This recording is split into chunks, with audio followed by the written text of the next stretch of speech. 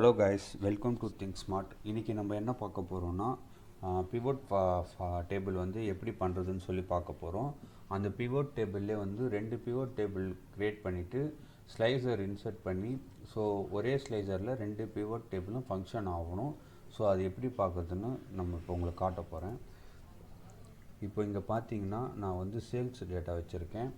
அதாவது car, bus, lorry, bike, cycle இது எல்லாமே மந்த் வைஸ் எவ்வளோ குவான்டிட்டி சேல் ஆகிருக்குன்னு சொல்லி வச்சுருக்கேன். ஸோ இதை வந்து நான் பிவோட் போட போகிறேன். இதை செலக்ட் பண்ணிவிட்டு இன்சர்ட்டில் போனீங்கன்னா பிவோட் டேபிள்னு இருக்கும். ஸோ அதில் பிவோட் டேபிள் கிளிக் பண்ணிங்கன்னா இந்தமாதிரி டேபிள் நம்ம செலக்ட் பண்ணதால் டேபிள் ரேஞ்ச் அதுவே செலக்ட் ஆகி வந்துடும். ஸோ நான் இதில் வந்து எக்ஸிஸ்டிங் டேபிள்லே போடுறேன். இங்கேயும் உங்களுக்கு காட்டுறேன்.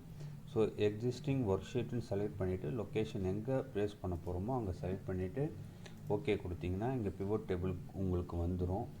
இப்போ வந்து நீங்கள் பார்த்தீங்கன்னா சேல்ஸை வந்து நான் ரோவில் போட்டுக்கிறேன்.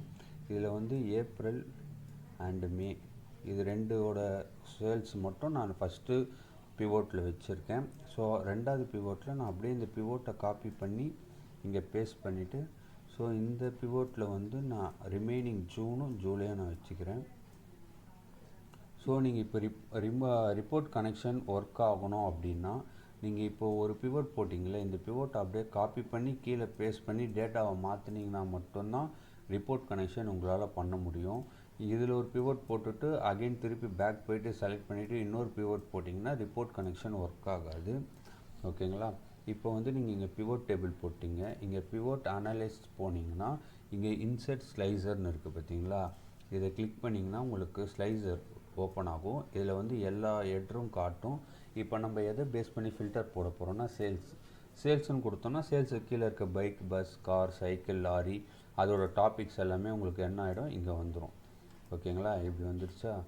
ஸோ இப்போ வந்து நீங்கள் இதில் பைக்கு கிளிக் பண்ணிங்கன்னா பைக்கோட டேட்டா வரும். பஸ்ஸு கிளிக் பண்ணிங்கன்னா பஸ்ஸோட டேட்டா, கார் கிளிக் பண்ணிங்கன்னா காரோட டேட்டா. ஸோ நம்ம இந்த டேபிளை செலக்ட் பண்ணி போட்டதால் இந்த ஃபங்க்ஷன் கொடுக்கும்போது இந்த டேபிள் மட்டும் நமக்கு வந்து ஷோ ஆகுது. ஸோ இப்போ இதில் போயிட்டு ரைட் கிளிக் பண்ணிக்கோங்க.